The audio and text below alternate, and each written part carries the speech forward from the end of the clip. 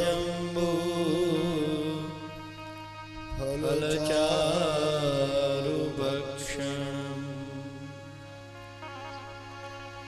उमासुतं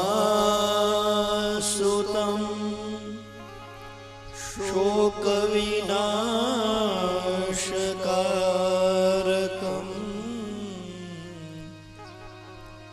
नमामि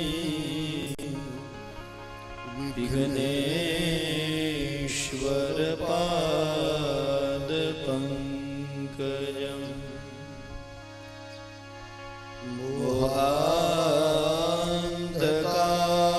मोहान्धकारभरिते हृदये मदीये मातः सदैव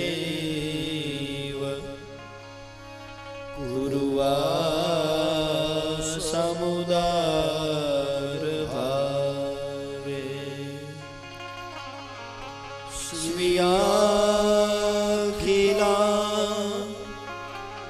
वयवनिर्मलसुप्रभाभिः शिखरं विनाशय मनोगतमन्धकारम्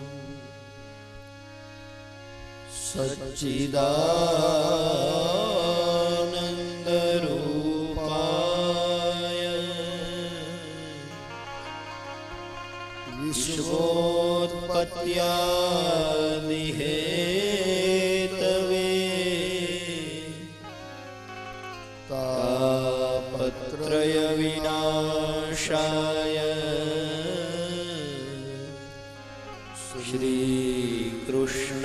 श्रीकृष्णाय वयं नुमः। दक्षिणे लक्ष्मणो यस्य वामे च जनकात्मजा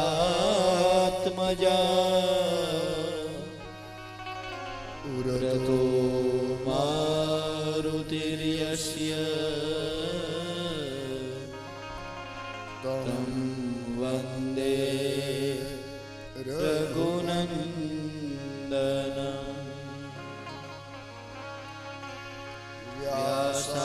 व्यासाय विष्णुरूपाय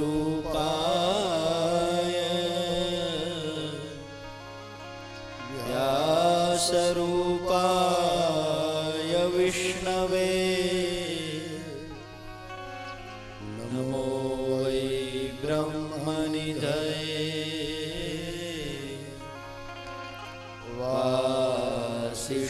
वासिष्ठाय नमो नमः।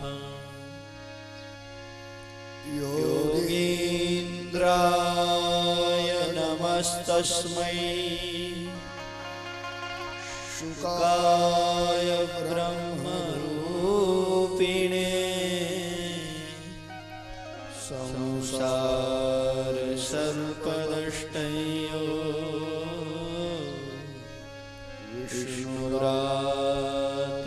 विष्णुरातममुच वागर्थाविव सम्पृक्तौ वागर्थप्रतिपत्तये जगतः पितरौ वन्दे पार्वती परमेश्वरौ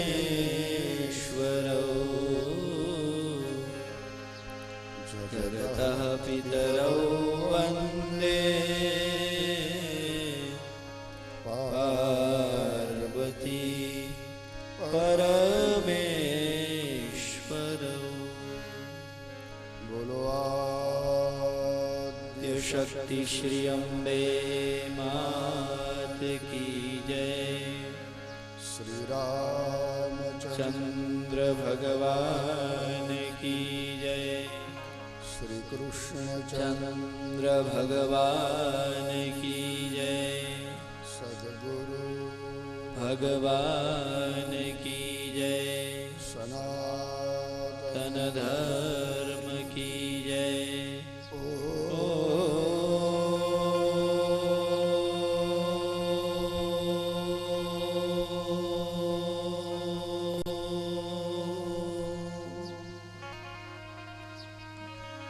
नमः पार्वती पतये हर हर महादेव।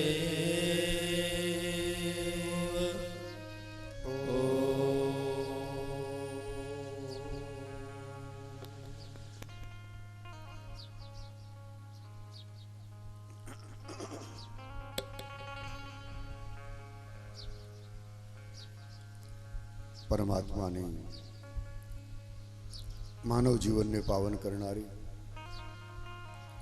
જગતના પ્રત્યેક જીવોનો ઉદ્ધાર કરનારી, ભવસાગરથી તારનારી ભાગવત કથાના 5મા દિવસનો પ્રારંભ કરી રહ્યા છીએ. ગરાણા ગામને આંગણે ભોલે બાબાના સુંદર આશ્રમમાં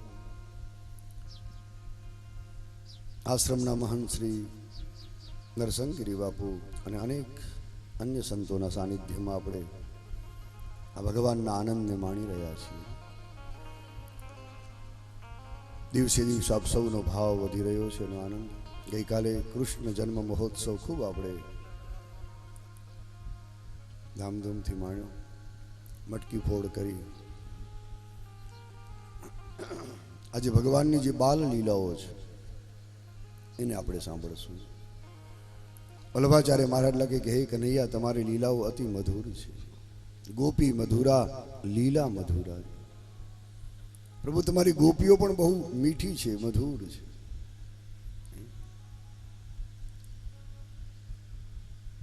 એના હૃદયમાં માધુર્ય ભાવ છે, ગોપીઓના દિલમાં. અને તમારી લીલાઓ પણ ખૂબ મધુર છે પ્રભુ. તો ભગવાનની માધુર્ય લીલા, વ્રજમાં જે પ્રભુએ લીલા કરી એ માધુર્ય લીલા કહેવાય છે.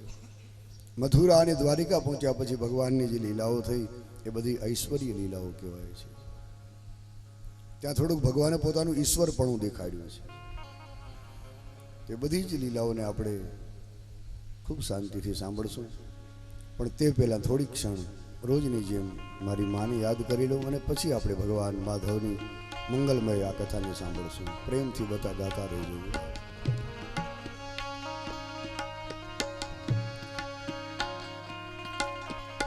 અંબે માં ગાઈએ રે જય, અંબે જગદંબે માં ગાઈએ રે મારી. અંબે માં ગાઈએ રે જય, અંબે જગદંબે માં ગાઈએ રે મારી.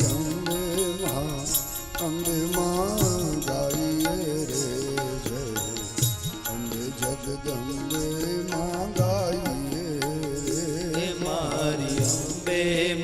અંબે માં ગાઈએ રે જય, અંબે જગદંબે માં ગાઈએ રે. મહાકાલી માં લક્ષ્મી માં ગાઈએ રે. મહાકાલી માં લક્ષ્મી માં ગાઈએ રે.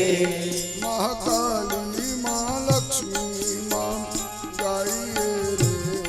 મહાકાલી માં લક્ષ્મી માં ગાઈએ રે. માત સરસ્વતી સ્નેહથી ગાઈએ રે. સરસ્વતી સ્નેહથી ગાઈએ રે. માત સરસ્વતી સ્નેહથી ગાઈએ રે. માત સરસ્વતી સ્નેહથી ગાઈએ રે. અંબે માં ગાઈએ રે જય, અંબે જગદંબે માં ગાઈએ રે મારી. અંબે માં ગાઈએ રે જય, અંબે જગદંબે માં ગાઈએ રે. ચંડી ચામુંડા માં ગાઈએ રે. ચંડી ચામુંડામાં ગાઈએ રે ચંડી ચામુંડામાં ગાઈએ રે ચંડી ચામુંડામાં ગાઈએ રે માત મહામાયા પ્રેમેથી ગાઈએ રે માત મહામાયા પ્રેમેથી ગાઈએ રે અંબે માં ગાઈએ રે જય અંબે જગદંબે માં ગાઈએ રે મારી અંબે માં ગાઈએ રે જય અંબે જગદંબે માં ગાઈએ રે બોલો અંબે માં ગાઈએ રે જય અંબે જગદંબે માં ગાઈએ રે મારી અંબે માં ગાઈએ રે જય અંબે જગદંબે માં ગાઈએ રે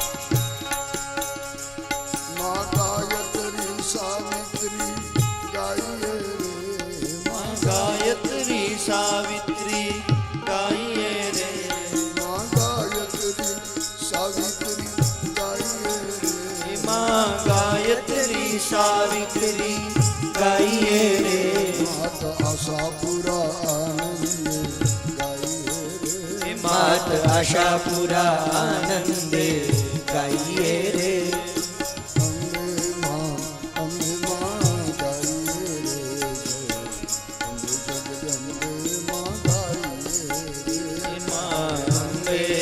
અંબે માં ગાઈએ રે જય અંબે જગદંબે માં ગાઈએ રે અંબે માં ગાઈએ રે જય અંબે જગદંબે માં ગાઈએ રે અંબે માં ગાઈએ રે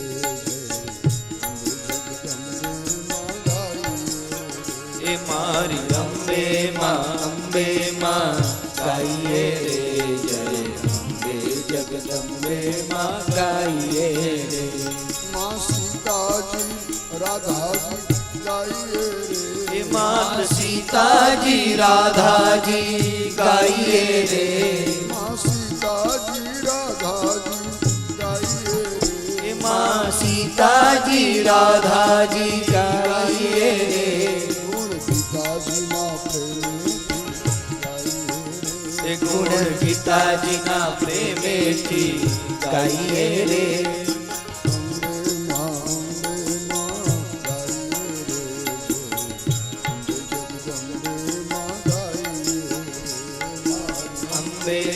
અંબે માં ગાઈએ રે જય અંબે જગદંબે માં ગાઈએ રે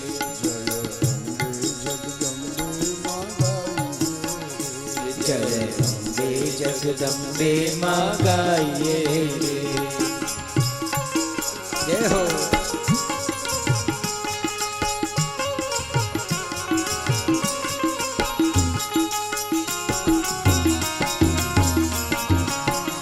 માં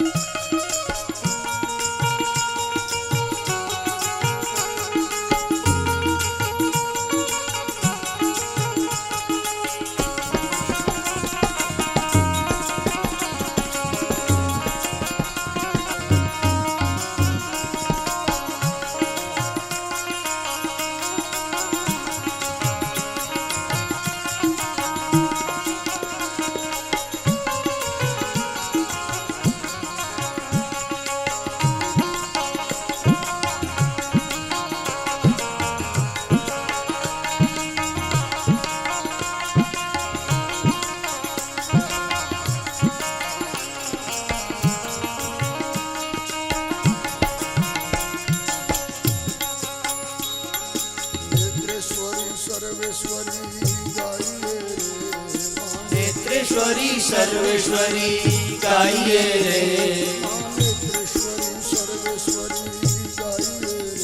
माँ नेत्रेश्वरी सर्वेश्वरी गाइए रे माँ भुवनेश्वरी भावेती गाइए रे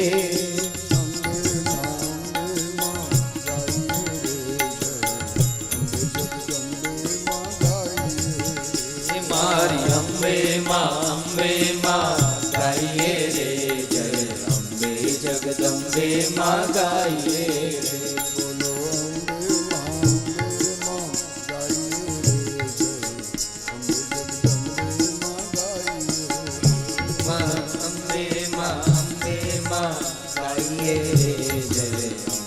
जगदम्बे माँ गाइए रे ब्रह्माणी नारायणी गाइए रे ब्रह्माणी नारायणी गाइए रे माँ ब्रह्माणी नारायणी गाइए रे माँ ब्रह्माणी नारायणी गाइए रे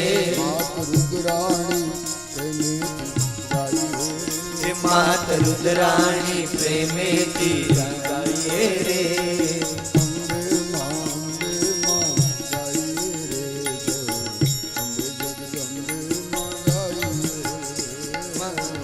अम्बे माँ गाइए रे जय अम्बे जगदम्बे माँ गाइए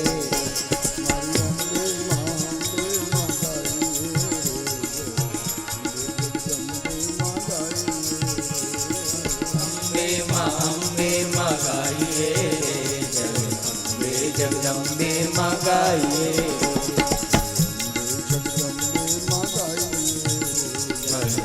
जगदम्बे माँ गाइए अम्बे जगदम्बे माँ गाइए जय अम्बे जगदम्बे माँ गाइए की जय। श्री शुक उवाच नन्दस्त्वात्मज उत्पन्ने जाताह्लादो महामनाः आहूय विप्रान् वेदज्ञान् स्नातः शुचिरलङ्कृतः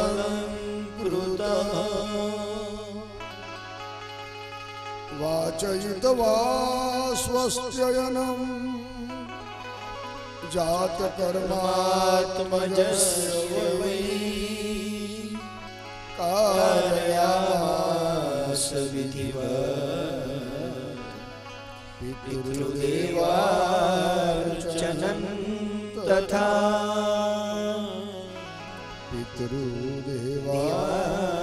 पितृदेवार्चनं तथा धेनूनां निवृत्ते प्रादात्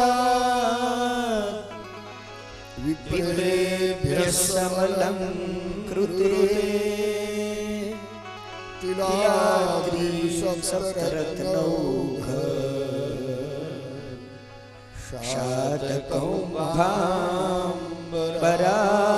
शातकौम्भाम्बरावृताम् शातकौम्भाम्बरावृताम् कालेन स्नानशौचाभ्याम्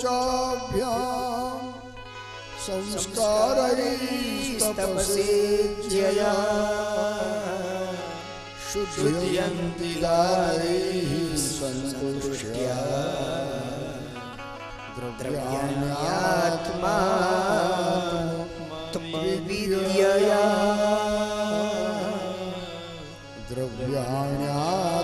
द्रव्याण्यात्मात्म विद्यया। बोलिए बाल कृष्ण लाल की जय।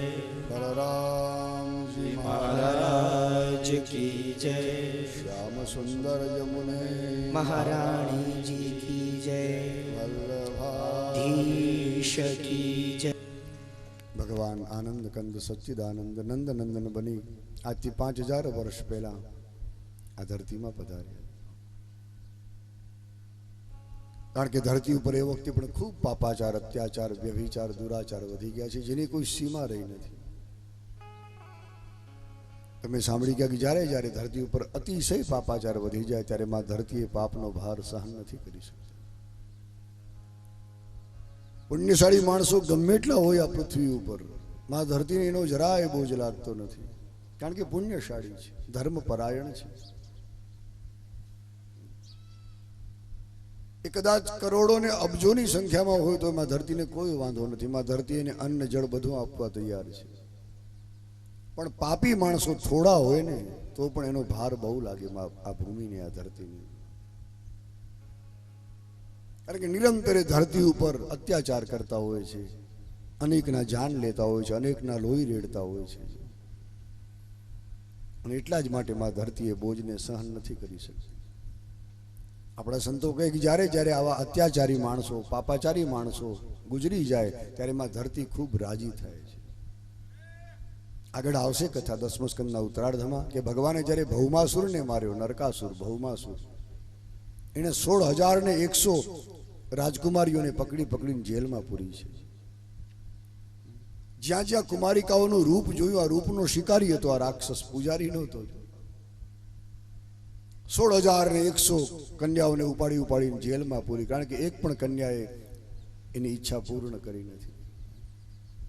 એ કન્યાઓએ ભગવાન દ્વારકાધીશને પત્ર પહોંચાડ્યો, ભગવાન ત્યાં પધાર્યા, ભયંકર યુદ્ધ કરી અને ભૌમાસુરને માર્યો છે. આમાં લખ્યું છે કે એ જ વખતે માં ધરતી પ્રગટ થયા અને એમણે ભગવાનની સુંદર પ્રાર્થના કરી, કારણ કે આજે એક બહુ મોટો બોજ ઉતરી ગયો ધરતી ઉપરથી. એટલે જ્યારે જ્યારે આવા પાપાચારી, ભ્રષ્ટાચારી માણસો જ્યારે ગુજરી જાય, જગતમાંથી વિદાય થાય, ત્યારે માં ધરતી ખૂબ રાજી થાય છે.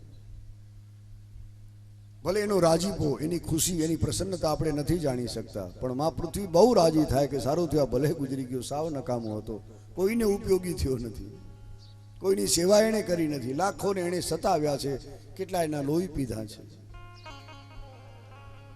એટલે આવા માણસો જ્યારે ચાલ્યા જાય ત્યારે માં ધરતીને જરાય દુઃખ ન થાય. પણ કોઈ બ્રાહ્મણ, કોઈ સાધુ, કોઈ સંત, કોઈ ભક્ત, કોઈ પરમાર્થી જીવ જ્યારે પૃથ્વી ઉપરથી જાય ત્યારે મારા ધરતીની આંખમાં આંસુડા હોય, માં ધરતી રડે છે.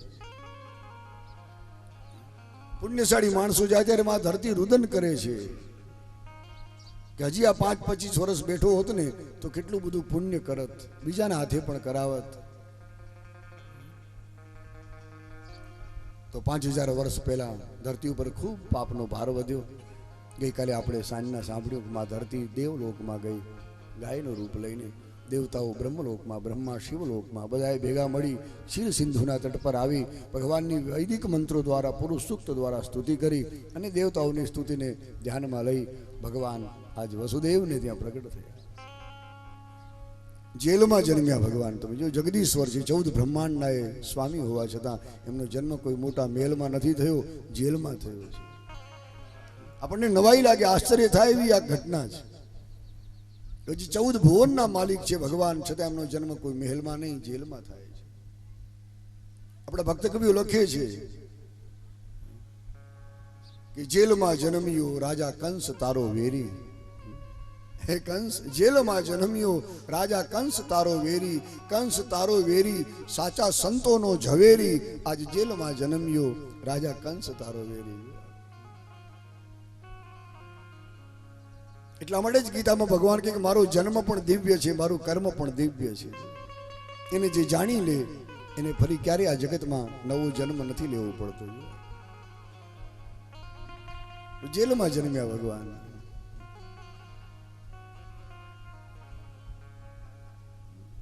જેલમાં જન્મ્યા છે અને રાતોરાત ભગવાન મથુરાથી નીકળ્યા, ગોકુળમાં પધાર્યા. કેવી અદ્ભુત લીલા છે. ભગવતી રાધાજી પણ ગોકુળની બાજુમાં એક નાનકડું ગામ છે બરસાના. એ બરસાનામાં વૃષભાનુ નામના ગોપને ત્યાં ભગવતી જગદંબા રાધિકા પ્રગટ થયા છે.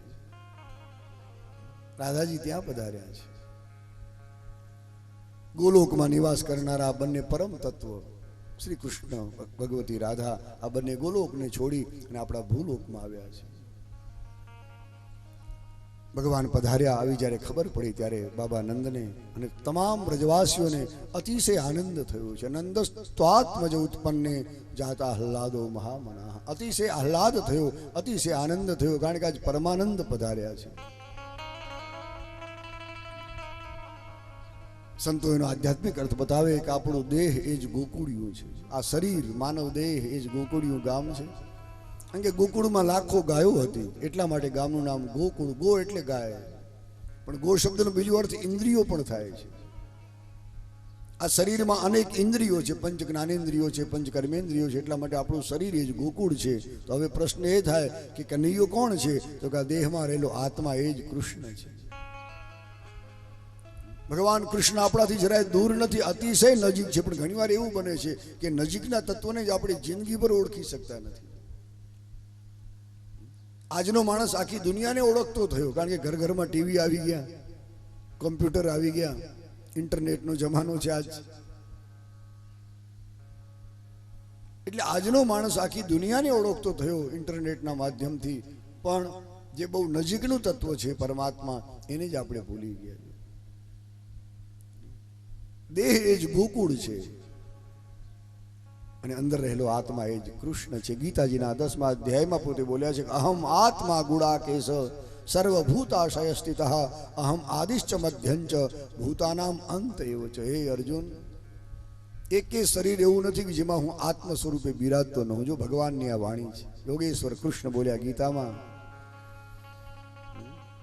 એ શરીર હિન્દુનું હોય તો ભલે, મુસલમાનનું હોય તો ભલે, ખ્રિસ્તીનું હોય તો ભલે, પારસીનું હોય તો ભલે, જૈનનું હોય તો ભલે, બૌદ્ધનું હોય તો ભલે, ભગવાનના મનમાં કોઈ ભેદ નથી.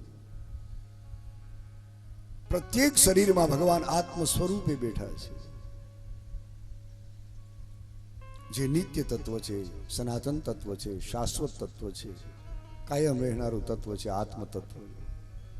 એનો ક્યારેય નાશ થતો નથી. એ જ ભગવાને ફરીથી ગીતાના 15મા અધ્યાયમાં કહ્યું, સર્વસ્ય ચાહમ હૃદિ સન્નિવિષ્ટ મત્ત સ્મૃતિ જ્ઞાનમપોહનંચ વેદૈશ્ચ સર્વૈરહમેવ વેદ્યો વેદાંત કૃત વેદ વિદેવ ચાહમ. અર્જુન, દરેકના હૃદયમાં હું બિરાજું છું. આત્મા ક્યાં રહે છે? આત્માનું સ્થાન ક્યાં શરીરમાં? તો કે આપણું જે અંદર હૃદય છે, એ હૃદયની અંદર આ સૂક્ષ્મ આત્મા છે. એ અણુથી પણ અણુ છે, અતિશય સૂક્ષ્મ તત્વ છે આત્મા. એને તો આપણે સ્થૂળ નજરથી નથી જોઈ શકતા. આપણી સ્થૂળ દ્રષ્ટિથી આત્મતત્વ ન દેખાય, કારણ કે અતિ સૂક્ષ્મ છે. ઉપનિષદ લખે છે, વેદાંતિઓ કહે કે અણોરણીયાન મહતો મહિયાન આત્માસી જંતોર નિહિતો ગુહાયામ. આત્મા અણુથી પણ અણુ છે, અને બીજા શબ્દમાં કહું તો મહાનથી પણ મહાન છે. એનાથી મોટું કોઈ નથી આ બ્રહ્માંડ. ડોક્ટરો ઘણીવાર હૃદયનું ઓપરેશન કરે, આખું હૃદય બહાર કાઢે, એની નસો બદલાવી નાખે, પણ છતાં એને આત્મતત્વ ક્યાંય નજરે ચડતું નથી. સ્થૂળ દ્રષ્ટિથી આપણે એ તત્વને નથી જોઈ શકતા, નથી જાણી શકતા. એના માટે સૂક્ષ્મ દ્રષ્ટિ જોઈએ, જ્ઞાન દ્રષ્ટિ જોઈએ. અંદરની આંખ જો ઉઘડે તો જ આ અંદર બેઠેલું તત્વ સમજાય, દેખાય, નહીતર ન દેખાય. તો ભગવાન કહે કે આ દેહ ગોકુળ છે, દરેકના શરીરમાં હું આત્મ સ્વરૂપે બિરાજી છું. એટલે ભગવાન આપણાથી જરાય દૂર નથી, કનૈયો ખૂબ નજીક છે. અને એક વખત આ તત્વને જેણે જાણી લીધું, ઓળખી લીધું, પછી એને જગતમાં કંઈ જાણવાનું બાકી નથી રહેતું. આત્મતત્વને જેણે ઓળખી લીધું ને પછી એને કંઈ જાણવાની જરૂર નહીં, કંઈ ભણવાની જરૂર નહીં, ક્યાંય દોડવાની જરૂર નહીં. જે આત્મજ્ઞાની બની ગયો માણસ, એને પછી ક્યાંય જવાની જરૂર નહીં. અને એટલા માટે આપણા સંતો ભક્તો વર્ણન કરે, આત્માને ઓળખ્યા વિના રે આ લખ 84 નહીં તો મટે હો.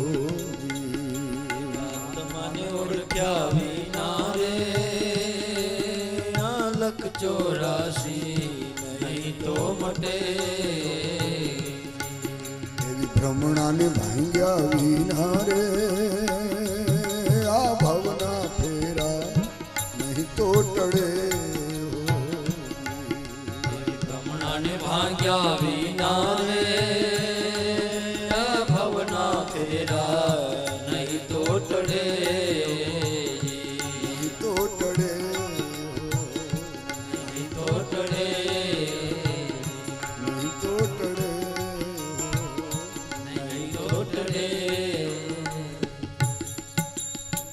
આત્માને જેને ઓળખી લીધું પછી એને કંઈ ભણવાની કંઈ જાણવાની જરૂર રહેતી નથી, કારણ કે અંતિમ તત્વ છે, પરમ તત્વ છે. શ્રી કૃષ્ણ આત્મા છે, દેહ એ જ ગોકુળિયું છે. એટલે ક્યારે પણ એમ ન માનજો કે ભગવાન ખાલી ગોકુળમાં જ છે કે મથુરામાં જ છે કે વૃંદાવનમાં જ છે કે દ્વારકામાં જ છે. એવું નથી. ભગવાન આપણી અંદર પણ છે. ભલે દ્વારકામાં બધે જ છે ભગવાન, મથુરા વૃંદાવન બધી જ જગ્યાએ, પણ છતાં એનું મૂળ સ્થાન આપણા હૃદયમાં છે. અતિશય નજીકનું આ તત્વ છે, દૂર નથી. ભલે ભક્તો ભજન લખી કે કૈસે આવું કનૈયા તેરી ગોકુળ નગરી બડી દૂર નગરી. એ નગર ભલે દૂર હોય પણ કનૈયો આપણી બહુ નજીક છે, સાંભળ્યું આપણી સમીપ છે.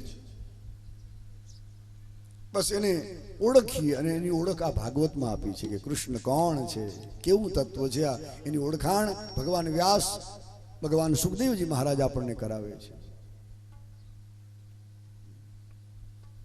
આખો 10મો સ્કંદ ભગવાનની લીલાઓથી પરિપૂર્ણ છે.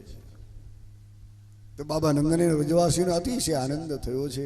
એ તત્વને જાણ્યા પછી જ માણસનું જીવન આનંદપૂર્ણ બને છે. જય આનંદ સભર બને છે. સાચો આનંદ પ્રાપ્ત થાય જીવનમાં એ પરમાનંદને જે પીછાણી લે, જગદીશ્વરને જે જાણી લે, ઈશ્વરને જે ઓળખી લે છે.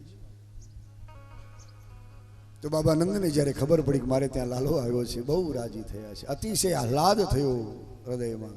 હરખ ક્યાંય સમાતો નથી, કારણ કે હરી આવ્યા છે.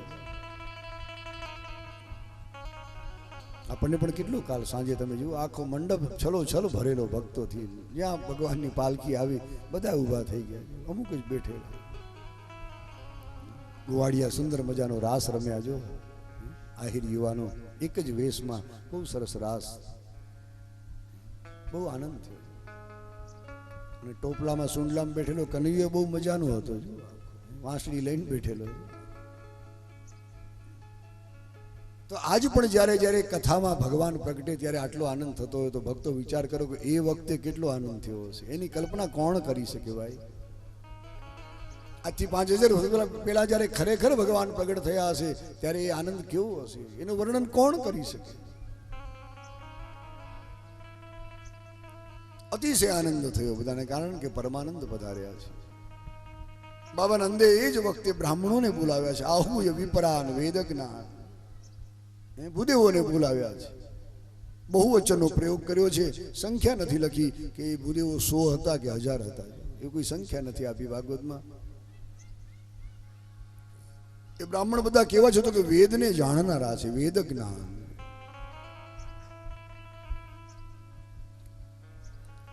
ચારે વર્ણમાં બ્રાહ્મણ એ બધાનો ગુરુ ગણાય છે, અને બ્રાહ્મણનો ગુરુ એ અગ્નિનારાયણ છે. કારણ કે રોજ બ્રાહ્મણો અગ્નિહોત્રી પેલા હતા, અગ્નિહોત્ર કરતા, અગ્નિમાં પ્રેમથી આહુતિઓ આપતા, યજમાનને ઘરે પણ હોમ હવન કરતા, પોતાને આંગણે પણ કરતા. એટલે ચારે વર્ણમાં બ્રાહ્મણ બધાનો ગુરુ ગણાય છે, પણ બ્રાહ્મણનો ગુરુ અગ્નિનારાયણ છે.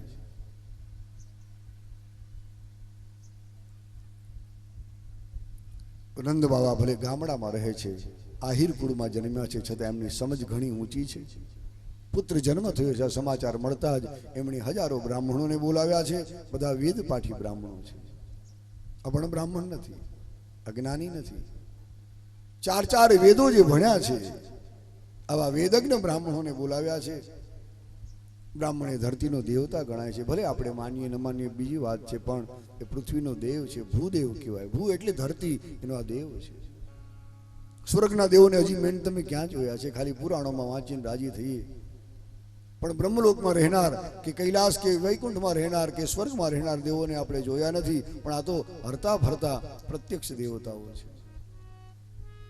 પણ આજ કલિયુગને કારણે બ્રાહ્મણો પ્રત્યેની આપણી જે ભાવના છે એ ઘટતી જાય છે. એ ચિંતાનો વિષય છે.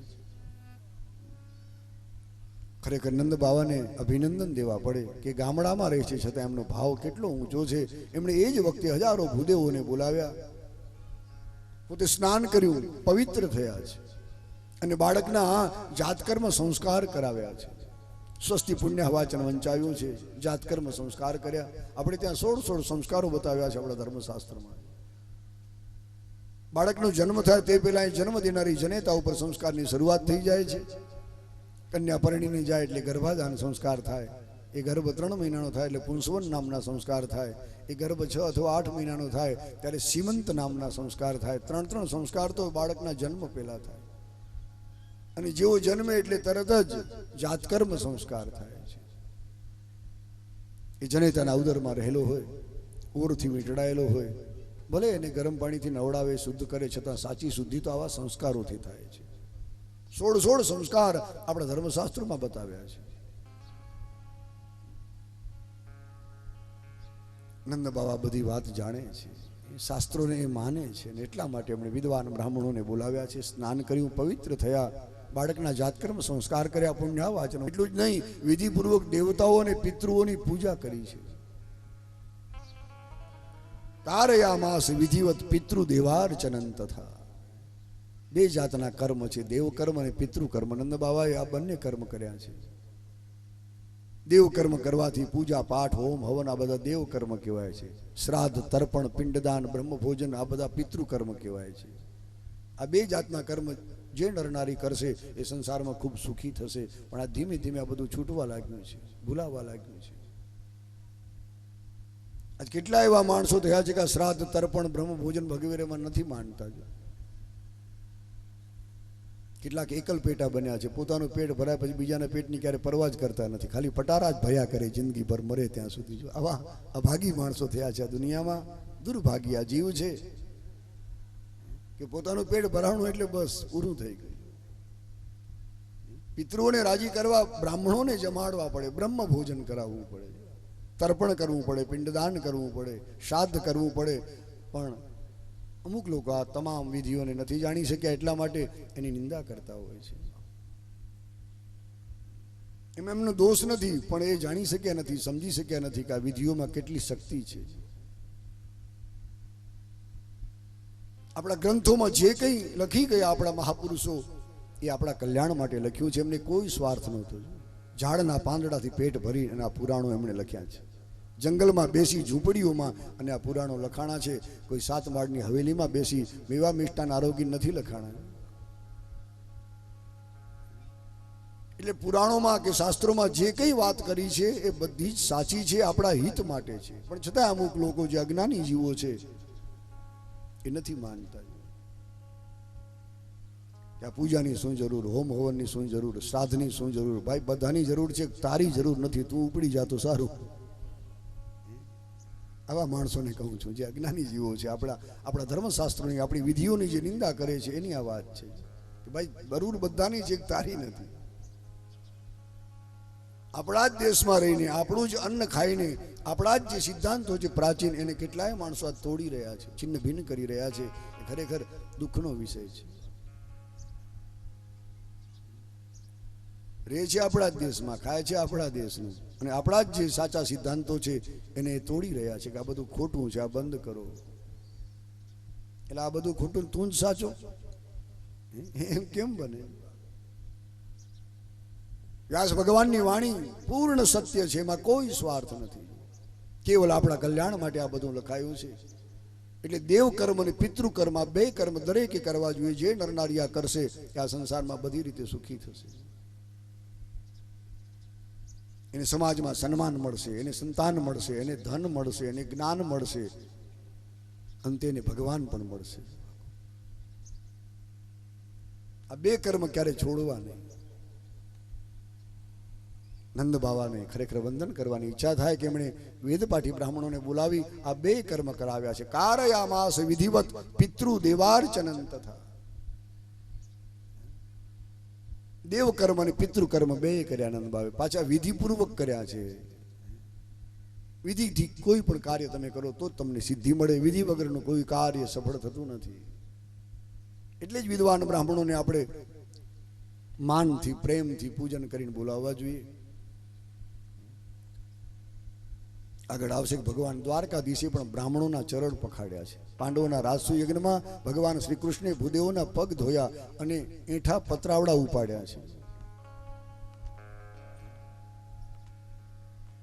પણ એ જ ભગવાનના ભક્તો આજે આપણે બ્રાહ્મણોને નથી સમજી શક્યા, નથી માનતા. કારણ કે સ્વેચ્છાચારી માણસો થયા, સ્વચ્છંદી થયા, પોતાનું ધાર્યું કરનારા થયા છે. એને શું કહેવું? ભગવાન જેના ચરણ પખાડે એ આ ભૂદેવો છે, ભગવાન જેની એઠી થાળીઓ ઉપાડે એ આ ભૂદેવો છે. પણ આજના અમુક માણસો જે અભિમાની છે, જેને કંઈક સંપત્તિ મળી છે, એ નથી સમજતા, નથી માનતા. બ્રાહ્મણ એક સામાન્ય મૂલી મજૂર જેવા માને છે અમુક માણસો તો. જ્યારે જ્યારે આવા અજ્ઞાની જીવોને જોઉં ત્યારે મને ઘણું દુઃખ થાય. એમ થાય કે હવે આને શું કહેવું? અને અજ્ઞાની ને અભિમાની માણસને ગમે એટલું કહો ને તો એ ન માને, ન સમજે. એટલે આપણા સંતો સમજાવે કે મૂર્ખને બોધ ન લાગે રે, ભલે સંત એને સમજાવે, ભલે સંત એને સમજાવે, ભલે ચારે વેદ વંચાવે, પણ મૂર્ખને બોધ ન લાગે રે, ભલે સંત એને સમજાવે. અજ્ઞાની લોકોને કોઈ ન સમજો, સાક્ષાત એનો વિધાતા આવે બ્રહ્મા સર્જનહાર તો ન સમજાવી શકે. આપણે તો કોણ છીએ ભાઈ? જે અજ્ઞાની છે, જે અભિમાની છે, એને કોણ સમજાવી શકે? જે અધૂરા ઘડા છે હંમેશા છલકાયા કરે. જો ઘડો આખો ભર્યો હોય ને છલો છલ તો ક્યારે છલકાય નહીં, પણ અધૂરા ઘડા બહુ છલકાય. એને તમે ઉપાડો ને તો આમ અવાજ કરે, ઉપરથી આમ ઢોળાયા કરે પાણી, આપણને નવડાવી દે. નાવું ન હોય તો અમુક માણસો આવા અધૂરા ઘડા હોય છે, કંઈ સમજતા ન હોય, કોઈ ગતાગમ ન હોય, છતાંય એ ડાપણ જ કર્યા કરે. એ ડાપણ ન કહેવાય, એને દોઢ ડાપણ કહેવાય. દોઢ ડાયા માણસો. એટલે વેદ આ જે પિતૃકર્મ અને દેવ કર્મ એનો ક્યારે ત્યાગ ન કરજો. જો જીવનમાં સાચું સુખ, સાચી શાંતિ મેળવવી હોય તો નંદ બાવા દરેકને સમજાવે છે કે મેં પણ આ બધા કર્મ કર્યા છે, ભાઈઓ બહેનો તમે પણ કરજો જો થાય તો. એનો ક્યારે ત્યાગ ન કરજો. નહીંતર નંદ બાવા જેને આંગણે સ્વયં ભગવાન પધાર્યા છે, છતાંય એમણે આ વિધિઓ છોડી નથી. એ બધી વિધિઓ પૂર્ણ થયા પછી બાબા નંદે એ ભૂદેવોને ખૂબ દાન કર્યું, દક્ષિણાઓ આપી છે. શું આપ્યું? અમે લખ્યું છે કે 2 લાખ તો ગાયોનું દાન કર્યું છે. ધેનું નામ નિયુતે પ્રાદાત વિપ્રેભ્યઃ સમલંકૃતે.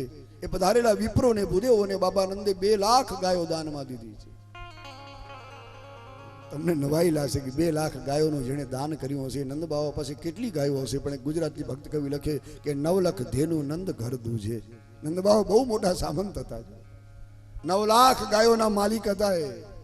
અને એ કાળમાં 5000 વર્ષ પહેલા ગાયોને લોકો પોતાનું ધન માનતા કે અમારી મૂડી છે, અમારા જીવનની આ સાચી સંપદા છે. એ વખતે આવા કાગડિયાના રૂપિયા તો હતા જ નહીં. લોકો ગાયોને ધન માનતા, ગોધન. લોકો એમ ન પૂછે કે તમારી પાસે રૂપિયા કેટલા છે, લોકો એમ પૂછે કેટલી ગાયો છે તમારે ત્યાં. અને જેની પાસે વધારે ગાયો હોય એ સમાજમાં મોટો માણસ ગણાતો, શ્રીમંત ગણાતો. જે વધારે ગાયોની સેવા કરે એ શ્રીમંત ગણાતો, સમાજમાં સૌથી મહાન ગણાતો. એ કાળ હતો 5000 વર્ષ પહેલા. રૂપિયા પૈસા તો હવે આ કાગડિયાને આવ્યા છે, અમુક તો સડી ગયા છે સાહેબ. તો 2 લાખ ગાયો દીધી. એ પણ શણગારેલી ગાયો છે. સોનાના શિંગડા મઢેલી, રૂપાની ખરીઓ વાળી, રેશમી ઝૂલો પહેરાવેલી, કંઠમાં ઘૂઘરમાળ ગમકે છે. વાછરડા સહિત દૂધણી ગાયો આપી, પાંકડી નહીં કે માંથી દૂધનું ટીપું ન મળે એવી ગાયો શું કરી? દાન એવું કરવું પડે કે જે લેનારને કંઈક ઉપયોગી થાય.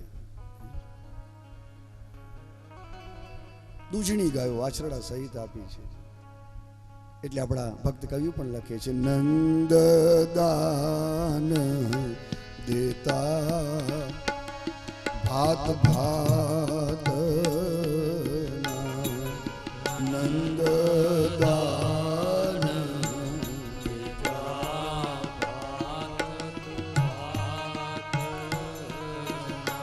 હે નંદ દાન દેતા ભાત ભાત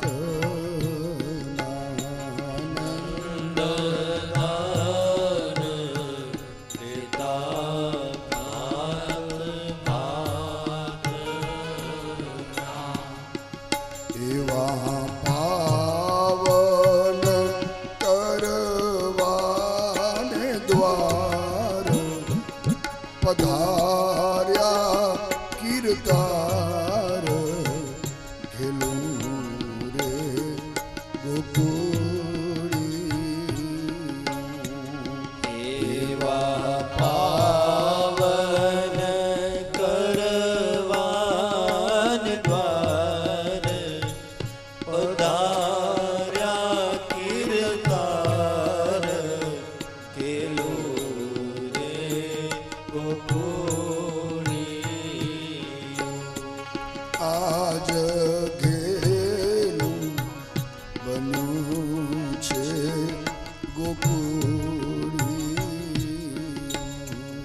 આજે ખેલું બન્યું છે ગોકુળિયું.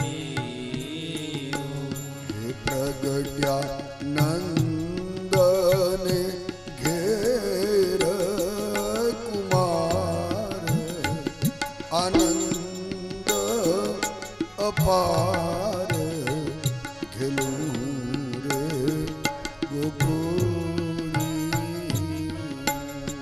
પ્રગટ્યા નંદને ઘેર કુમાર આનંદ પાર કેલો રે ગોકુળિયું. એ આજ ઘેલું બન્યું છે ગોકુળી. આજે ખેલું બન્યું છે ગોકુળિયું. તો બાબા નંદે પધારેલા ભૂદેવોને 2 લાખ ગાયો દીધી છે. ભૂદેવોને ચિંતા હતી કે આટલી બધી ગાયો ક્યાં સાચવવી, ક્યાં રાખવી. એક મહારાજ તો આખું ધણ લઈને ઘરે આવ્યા છે. જોયું તો ઘરવાળા જમુના જળ ભરવા ગયા છે, પાણી ભરવા. બહુ રાજી થયા કે ભલું થાય એનું અત્યારે ઘરમાં નથી, હાલો જલ્દી બાંધી દઉં, એક આવીને ડખો કરશે. સ્વભાવ બહુ ગરમ હતો ઘરવાળાનો. અમુકના સ્વભાવ બહુ તેજ હોય, મરચા જેવા, તીખા મરચા, લવિંગિયા મરચા હોય ને એવો સ્વભાવ. માંડ્યા ગાયો બાંધવા. આંગણું આખું ભરાઈ ગયું. અરે હવે શું કરવું, હજી ગાયો વધી છે. નંદબાબાએ તો ખૂબ ગાયો દીધી. ઓસરીમાં બાંધી, ઓરડામાં 2-2, 4-4, એક રસોડામાં, આખા ઘરમાં ગાયો બાંધી દીધી છે. એટલામાં ગોરાણીમાં આવ્યા છે પાણીની હેલ ભરીને. એક તોફાની ગાયે શિંગડું ઉલાડ્યું, ગભરાણ માન પડતા પડતા બચ્યા. જેમ તેમ પાણી યારે હેલ ઉતારી અને પતિ ઉપર વરસી પડ્યા કે તમારી તો અક્કલ ઠેકાણે છે કે નહીં, આટલી બધી ગાયો ક્યાંથી લઈ આવ્યા છે? આખા ઘરમાં ગાયો જ દેખાય છે, બીજા આપણે ક્યાં રહેશું, બાળકોને ક્યાં રાખશું, કંઈક તો વિચાર કરો.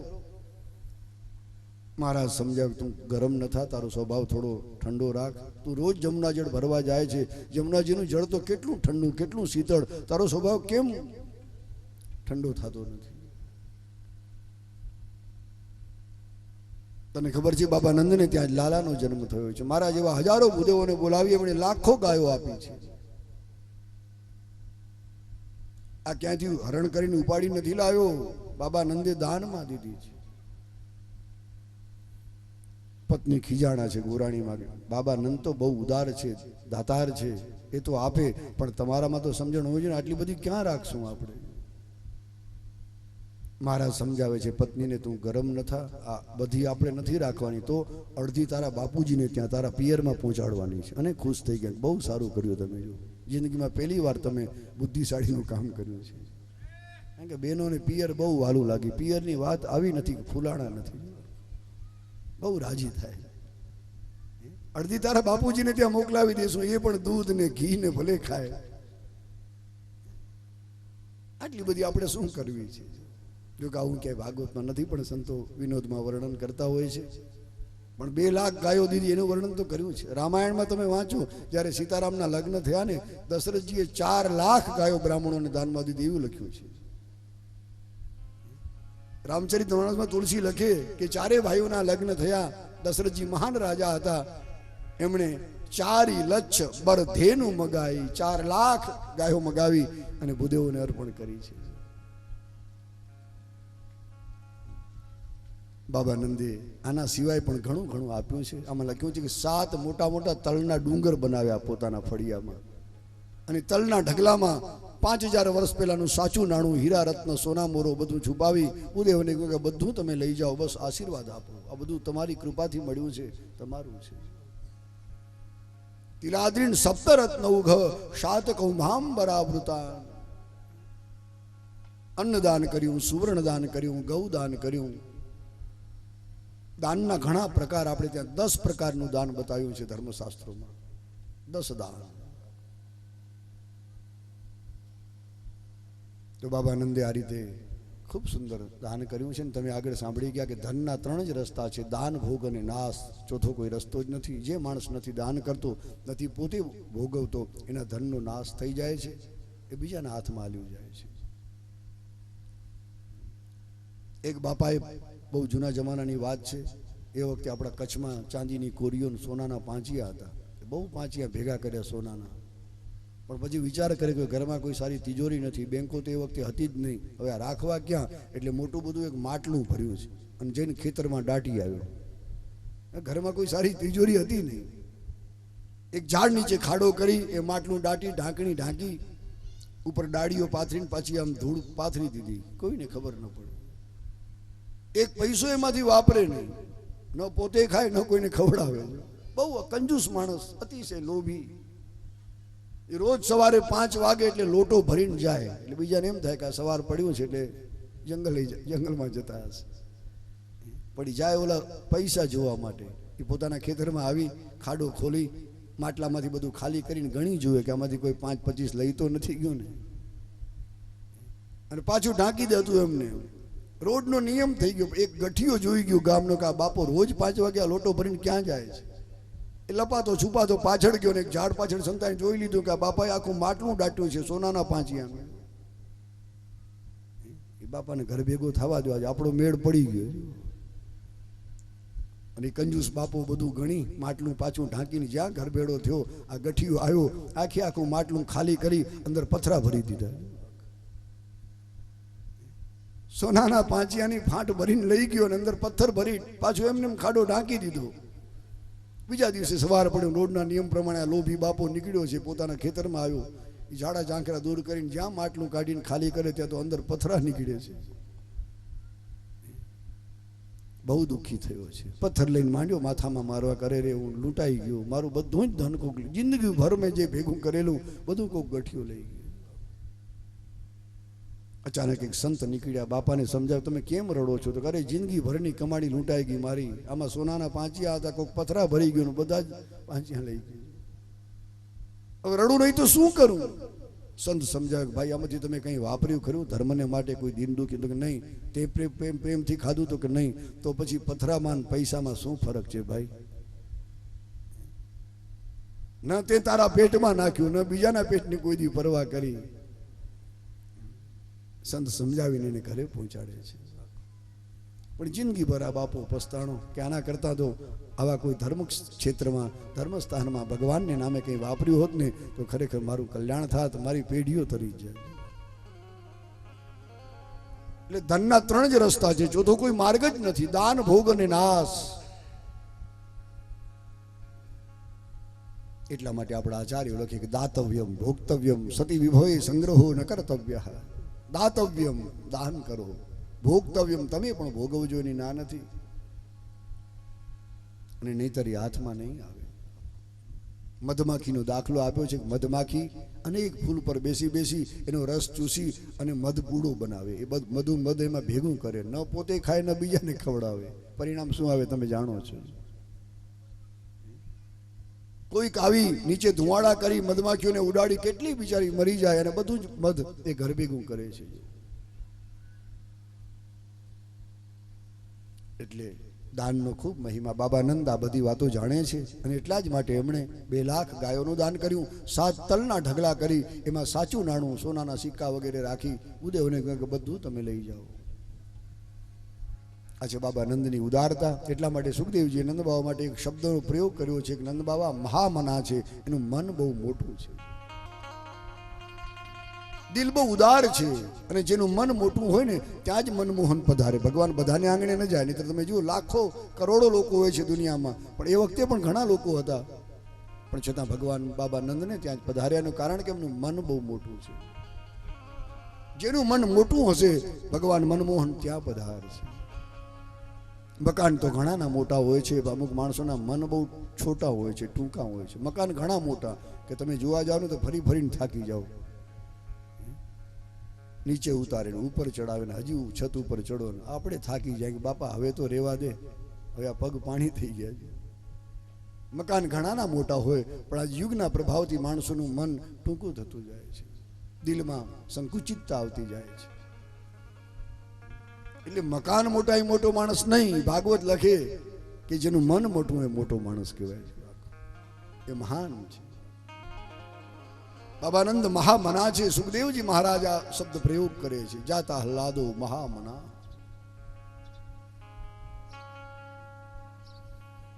આ ઉદારતા ખૂબ જરૂરી છે. માનવ જીવનનો દિવ્ય ગુણ છે આ ઉદારતા. એ લોભ છે એ દુર્ગુણ છે, પણ આવી ઉદારતા એ સદગુણ છે આપણા માનવ જીવનનો. માણસમાં 99 સદગુણ હોય, પણ એક જ લોભ આવે તો બધા ઉપર પાણી ફેરવી નાખે છે. ગુણ સાગર નાગર નર જો, ગુણ સાગર નાગર નર જો, ગુણ સાગર નાગર નર જો, ગુણ સાગર નાગર નર જો. અલ્પ લોભ ભલ કહી ન કો, અલ્પ લોભ ભલ કહી ન કો, અલ્પ લોભ ભલ કહી ન કો, અલ્પ લોભ ભલ કહી ન કો. ગુણ સાગર નાગર નર જો, ગુણ સાગર ગોવિંદ જય જય ગોપાલ જય જય, ગોવિંદ જય જય ગોપાલ જય જય, રાધા રમણ હરિ ગોવિંદ જય જય, રાધા રમણ હરિ ગોવિંદ જય જય, રાધા રમણ હરિ ગોવિંદ જય જય, રાધા રમણ હરિ ગોવિંદ જય જય, ગોવિંદ જય જય ગોપાલ જય જય, ગોવિંદ જય જય ગોપાલ જય જય, ગોવિંદ જય જય ગોપાલ જય જય, ગોવિંદ જય જય ગોપાલ જય જય. લોભ એ દુર્ગુણ છે જીવનનો. જ્યારે આવી ઉદારતા નંદ બાબાએ જે દેખાડી, એવી દયાલુતા, ઉદારતા, દિલેરી એ દિવ્ય ગુણ છે જીવનનો. બધા જ બ્રાહ્મણો પ્રસન્ન થઈ ખૂબ આશીર્વાદ આપીને ત્યાંથી ગયા છે, વિદાય થયા છે. સુખદેવજી વર્ણન કરે કે કાલેન સ્નાન શૌચાભ્યામ સંસ્કારૈ તપસે જયા શુદ્ધ્યંતિ દાનૈ સંતુષ્ટ્યા દ્રવ્યાણી આત્મા આત્મવિદ્યા. શરીરની શુદ્ધિ સમય સમય ઉપર સ્નાન કરવાથી થાય છે. કાલેન સ્નાન શૌચાભ્યામ. દેહની શુદ્ધિ કેમ થાય તો કે સમય પ્રમાણે સ્નાન કરવું, શૌચ કરવું. એનાથી આપણું શરીર શુદ્ધ રહે, પવિત્ર રહે, નિર્મળ રહે છે. રોજ નાહવાની વાત કરી છે આપણે. ત્યાં નિત્ય સ્નાન કરો. આપણા ઋષિ તો ત્રિકાળ સ્નાન, ત્રિકાળ સંધ્યા કરે. ભૂદેવો બધા સવારે, બપોરે, સાંજે. પણ કદાચ એટલું બધું ન થાય તો એક વખત તો સવારે જરૂર સ્નાન સંધ્યા જે કંઈ આપણાથી થાય, પૂજા પાઠ જપ તપ કરીએ. માનવ જીવનની એમાં સાર્થકતા છે. તો સમય પ્રમાણે, સમય અનુસાર સ્નાન કરવાથી દેહની શુદ્ધિ થાય છે. સંસ્કારોથી, તપથી, ઈજ્જયા એટલે પૂજાથી આપણું મન પ્રસન્ન થાય, મન નિર્મલ થાય છે, શુદ્ધ થાય છે. અને શુદ્ધ્યંતી દ્રવ્યાણી દાનૈ એમ લખ્યું છે.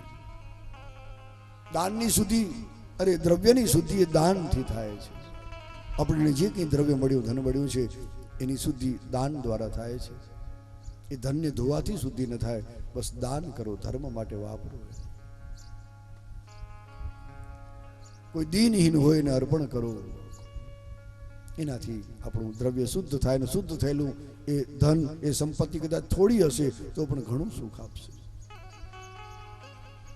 અને આત્મા આત્મવિદ્યા, આત્મવિદ્યા બ્રહ્મ વિદ્યાથી માણસનો આત્મા પ્રસન્ન થાય. નિર્મલ થાય છે. તો આ રીતે નંદ બાવાની ઉદારતા બતાવી સુખદેવજીએ. આખા વ્રજને ગલી ગલીને ઘર ઘરને શણગાર્યું છે. આજે આખા ગામને લાગે કે આ કનૈયો બાબા નંદને ત્યાં નહીં, અમારે ત્યાં આવ્યો છે. બધાને એમ લાગે છે કે પ્રભુ અમારા છે. એટલે વ્રજમાં ગોકુળમાં જેટલા ઘર હતા એક એક ઘરને શણગાર્યા, ગલી ગલી શણગારી છે, તોરણો બાંધ્યા, મંગલદીપ પ્રગટાવ્યા, શેરી શેરીમાં સુગંધી જળ છાંટી આખું આમ વાતાવરણ મહેકી રહ્યું છે, કારણ કે આજ માધવ પધાર્યા છે. ધજા પતાકા તોરણોથી ગામને શણગાર્યું છે. ગાયોને શણગારી છે. ગાયોને રેશમી ઝૂલો પહેરાવી, કંઠમાં ઘૂઘરમાળ બાંધી, તેલ ને હળદરથી શિંગડા રંગ્યા છે. ગાયોને પણ બહુ આનંદ થાય, કારણ કે ભગવાન